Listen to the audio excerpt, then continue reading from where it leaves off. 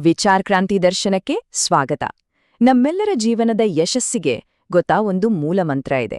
ಅದು ನಮ್ಮನ್ನ ಸಂತೋಷ ಮತ್ತು ಸಾರ್ಥಕತೆಯ ಕಡೆಗೆ ಕರ್ಕೊಂಡು ಹೋಗುತ್ತೆ.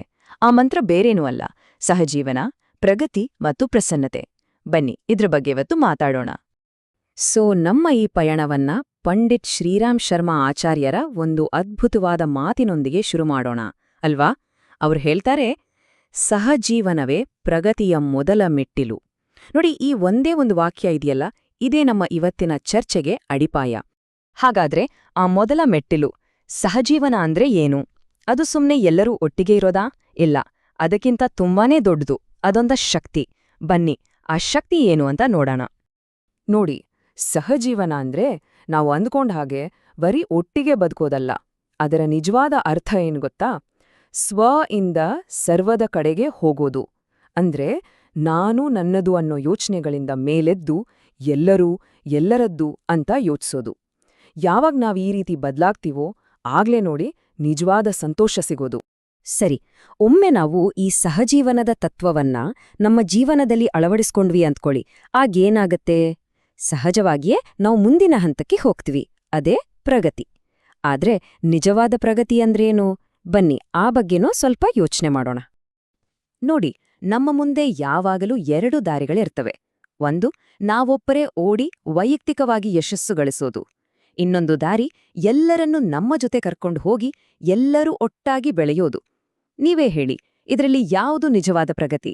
ಖಂಡಿತವಾಗಿಯೂ ಎರಡನೇ ದಾರಿಯಲ್ವಾ? ಎಲ್ಲರನ್ನೂ ಮೇಲೆತ್ತುವುದೇ ನಿಜವಾದ ಉನ್ನತಿ. ಹಾಗಾದ್ರೆ ಈ ಸಾಮೂಹಿಕ ಪ್ರಗತಿಯ ಹಿಂದಿರೋ ಅಸಲಿ ಶಕ್ತಿಯಾವುದು? ಅದು ಬೇರೇನೂ ಅಲ್ಲ, ಸಹಕಾರ. ಹೌದು, ಸಹಕಾರ ಇಲ್ಲ ಅಂದ್ರೆ ಯಾವುದೇ ಪ್ರಗತಿ ಹೆಚ್ಚು ಕಾಲ ಉಳಿಯಲ್ಲ. ಅದಕ್ಕೆ ಹೇಳೋದು, ಸಹಕಾರ ಅನ್ನೋದು ಪ್ರಗತಿಯ ಪ್ರಾಣ ಇದ್ಹಾಗೆ. ಓಕೆ, ನಾವು ಸಹಜೀವನದಿಂದ ಶುರು ಮಾಡಿದ್ವಿ, ಪ್ರಗತಿಯ ಕಡೆಗೆ ಬಂದ್ವಿ. ಈಗ ನಾವು ತಲುಪೋ ಕೊನೆಯ ಮತ್ತು ಅತಿ ಮುಖ್ಯವಾದ ಜಾಗ ಪ್ರಸನ್ನತೆ, ಅಂದ್ರೆ ಸಂತೋಷ. ಹಾಗಾದ್ರೆ ಈ ನಿಜವಾದ ಸಂತೋಷದ ರಹಸ್ಯ ಏನು? ಬನ್ನಿ ಅದನ್ನೂ ತಿಳ್ಕೊಳ್ಳೋಣ. ಸಾಮಾನ್ಯವಾಗಿ ನಾವೆಲ್ಲ ಸಂತೋಷವನ್ನ ಎಲ್ಲೆಲ್ಲಿ ಹುಡುಕ್ತೀವಿ? ದೊಡ್ಡ ಕಾರು, ಬಂಗ್ಲೆ, ದುಡ್ಡು, ಈ ಥರದ ವಸ್ತುಗಳಲ್ಲಿ ಅಲ್ವಾ? ಆದ್ರೆ ನಿಜವಾದ ಪ್ರಸನ್ನತೆ ಅಲ್ಲಿಲ್ಲ. ಅದು ಇರೋದು ನಮ್ಮೊಳಗೆ, ನಮ್ಮ ವ್ಯವಹಾರದಲ್ಲಿ, ನಾವು ಬೇರೆಯವರ ಜೊತೆ ಹೇಗೆ ನಡ್ಕೊಳ್ತೀವಿ ಅನ್ನೋದ್ರಲ್ಲೇ ಇದೆ. ನಮ್ಮ ಸಂಬಂಧಗಳೇ ನಮ್ಮ ಸಂತೋಷದ ನಿಜವಾದ ಹಾಗಾದ್ರೆ ಮನಸ್ಸಿಗೆ ನಿಜವಾದ ಶಾಂತಿ ಹೇಗೆ ಸಿಗುತ್ತೆ? ಉತ್ತರ ತುಂಬಾನೇ ಸರಳ. ನಾವು ಮಾಡ್ಬೇಕಿರೋದು ಎರಡೇ ಕೆಲ್ಸ. ಒಂದು, ಬೇರೆಯವರ ಜೊತೆ ಸಾಮರಸ್ಯದಿಂದ ಬದುಕೋದು. ಎರಡು, ನಮ್ಮಲ್ಲಿರೋ ಪ್ರೀತಿಯನ್ನ, ಸಂಪನ್ಮೂಲಗಳನ್ನ ನಿಸ್ವಾರ್ಥವಾಗಿ ಹಂಚ್ಕೊಳ್ಳೋದು.